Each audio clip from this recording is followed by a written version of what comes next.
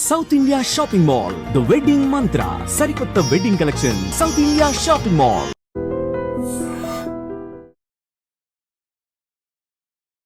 నమస్తే, welcome back to IT media. నేను మీ ఝాన్సీ.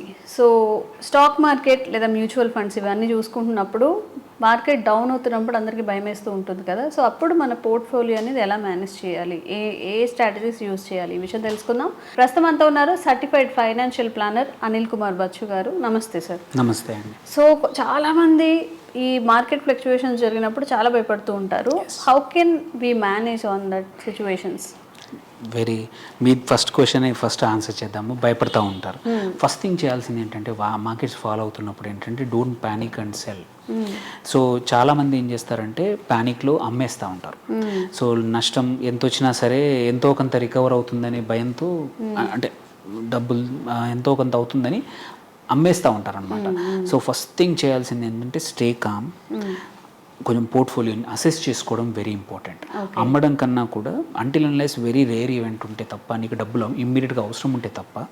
సో మనం కొన్నప్పుడు ఒక థీసిస్ ఉంటుంది, ఈ రీజన్కు కొంటున్నాము, ఇది చేసుంటాము, దీనికోసం కొన్నాము అనేది ఉంటుంది.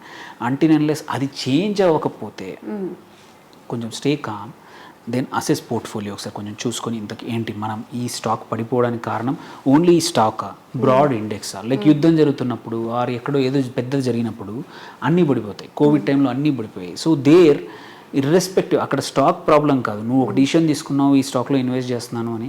So issue is not with the stock, issue is with the broad market.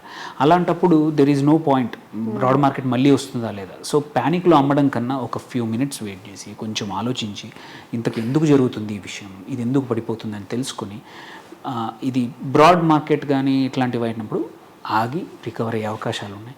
లేదు ఒక స్పెసిఫిక్ స్టాక్ దానిలోనే ఇష్యూస్ ఉన్నాయి, మళ్ళీ రికవర్ అయ్యే ఛాన్స్ లేదు, నాకు ఈ క్యాపిటల్ ఇమ్మీడియట్గా అవసరం ఉంటే అప్పుడు అమ్మితే ఒక పద్ధతి ఉంది.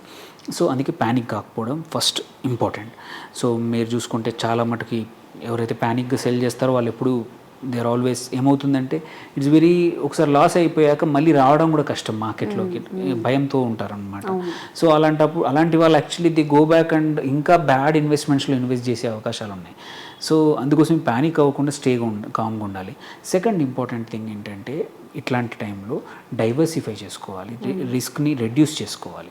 సో రిస్క్ని ఎలా చేయాలి రెడ్యూస్ అంటే స్ప్రెడ్ ఇన్వెస్ట్మెంట్స్, కొంచెం మల్టిపుల్ వెదర్ వేరే సెక్టార్స్లోకి. మీరు అన్ని ఐటీ స్టాక్స్ కొన్నారు ఆర్ మీరు అన్ని డిఫెన్స్ ఇప్పుడు బాగుందని అన్ని డిఫెన్స్ స్టాక్స్లోనే కొన్నారు, ఆర్ ఫార్మా బాగుందని ఫార్మాలో, అలా కాకుండా ఒకసారి పోర్ట్ఫోలియో చూసుకొని మేబీ ఇప్పుడు మన స్టాక్ ఫార్మా స్టాక్ పడిపోతుంది, మేబీ రీజన్ ఏదైనా ఎక్స్పోర్ట్స్ మీద టారిఫ్ లేకపోతే ఏదైనా ఇష్యూ ఉంటే కొంచెం డైవర్సిఫై చేసుకొని ఇంకొక సెక్టర్లో, బ్యాంక్స్లోనో లేకపోతే మ్యానుఫ్యాక్చరింగ్ సెక్టర్లోనో లేకపోతే oil marketing company, so some other సెక్టర్లో కొంచెం డైవర్సిఫై చేసుకుంటే ఏంటంటే ఎక్సెప్ట్ మార్కెట్ పడిపోయినప్పుడు తప్ప అన్ని సెక్టర్లు ఒకేసారి కరెక్షన్ ఇచ్చే అవకాశం చాలా తక్కువ ఉంటుందన్నమాట. సో కామన్ సెన్స్ ఇది వాడుకొని కొంచెం పోర్ట్ఫోలియో డైవర్సిఫై చేసుకుంటే ఏంటంటే ఇట్లాంటి టైంలో నెక్స్ట్ టైం ఇట్లాంటి షాకులు వచ్చే అవకాశం కొంచెం తక్కువ ఉంటుందన్నమాట. సో అన్డైవర్సిఫైడ్ పోర్ట్ఫోలియోస్ ఏవైతే ఉంటాయో, ఎవరైతే మొత్తం కాన్సన్ట్రేట్ చేస్తారో వాళ్ళకు ప్యానిక్ ఎక్కువ అవుతుంది. When ever there is a correction, when ever there is a market, ఆ ఇండస్ట్రీకి ఏదైనా స్పెసిఫిక్ ఇబ్బందులు వచ్చాయి, ఆ డిమాండ్ పడిపోయింది ఆ స్టాక్స్ ఆ సెక్టర్కి, అట్లాంటప్పుడు సో అందుకే కాన్సన్ట్రేషన్ అనేది మేజర్ రిస్క్ అనమాట. కాన్సన్ట్రేషన్ తక్కువ చేసుకోవడానికి మల్టిపుల్ సెక్టర్స్లో, మల్టిపుల్ సైజెస్, మల్టిపుల్ ఇండస్ట్రీస్లో మనం ఇన్వెస్ట్ చేసుకోవడం, రెడ్యూస్ చేసుకోవడం వెరీ ఇంపార్టెంట్. అట్లాగే అదొకటే కాదు, ఇంకోటి ఏంటంటే కొంచెం పోర్ట్ఫోలియో కూడా ఓన్లీ ఈక్విటీసే కాకుండా కొంచెం గోల్డ్, కొంచెం సిల్వర్, కొంచెం రియల్ ఎస్టేట్, సో మల్టిపుల్ రకాలు యాసెట్స్ కూడా, asset only not just only స్టాక్స్లో డైవర్సిఫై కాదు, మొత్తం టోటల్ మీ పోర్ట్ఫోలియోలో కూడా రకరకాల యాసెట్స్తో కొంచెం మనం డైవర్సిఫై చేసుకొని యాసెట్స్కి అలొకేట్ చేసుకుంటే ఏంటంటే ఇట్లాంటి మార్కెట్స్ పడిపోయినప్పుడు కూడా ఒక రకమైన యాసెట్ పడిపోయినా వేరే పడిపోవు అన్నమాట. They will stop your fall. So అందుకోసమే కొంచెం డైవర్సిఫైడ్ పోర్ట్ఫోలియో ఉన్న వాళ్ళు ఎక్కువగా భయపడరు. తెలుసు వాళ్ళకి మార్కెట్స్, ఈక్విటీ మార్కెట్స్ పడిపోయినప్పుడు గోల్డ్ పెరుగుతుంది, గోల్డ్ పడిపోయినప్పుడు ఈక్విటీ మార్కెట్స్ పెరుగుతాయి. సో అట్లా డైవర్సిఫై చేసుకుంటే ఒక అడ్వాంటేజ్. దెన్ ఇంకొక మేజర్గా తప్పు అంటే జనరల్గా మనం ఇట్లాంటి టైంలో చేయాల్సిన విషయం ఏంటంటే అడిషనల్గా తీసుకుంటాం. రూపీ కాస్ట్ యావరేజింగ్ అనుకోండి, ఆర్ యావరేజింగ్ అంటాం మేజర్గా.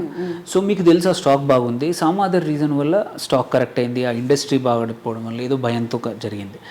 Wherever there is that sign, చాలామంది ఏం చేస్తారంటే సక్సెస్ఫుల్ ట్రేడర్స్ ఎవరైతే ఉన్నారో యావరేజ్ చేస్తారు. ఓకే మేము 200 దగ్గర కొన్నాం, ఇప్పుడు 180 పడిపోయింది, ఇంకో 100 కొంటాను, ఇంకో 50 కొంటాను. So basically you add more portfolio when ever there is a fall.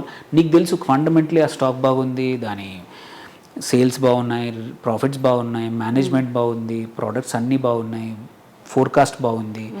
Just some reasons వల్ల మార్కెట్ ఈజ్ నాట్ అంటే ఏమంటారు దానికి అనుకున్నట్టు పెరగట్లేదు. అలాంటప్పుడు యావరేజ్ చేసుకొని మంచి టైం వచ్చినప్పుడు ఈ యావరేజ్ వల్ల సడన్గా నీకు మచ్ హయ్యర్ రిటర్న్స్ వచ్చే అవకాశాలు ఉన్నాయి. సో కాస్ట్ యావరేజింగ్, సో అదొకటి.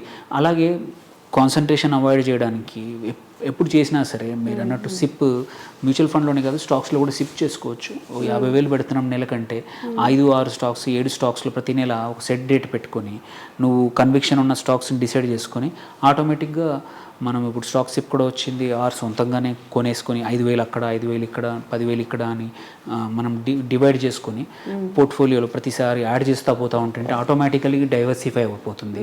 సో ఇది చేసినప్పుడే కొంచెం మల్టిపుల్ సెక్టర్స్ చేసుకుంటే ఇబ్బంది లేకుండా అటు రూపీ కాస్ట్ యావరేజింగ్ అవుతుంది, ఇటు డైవర్సిఫై అవుతుంది, రెండూ జరుగుతాయి.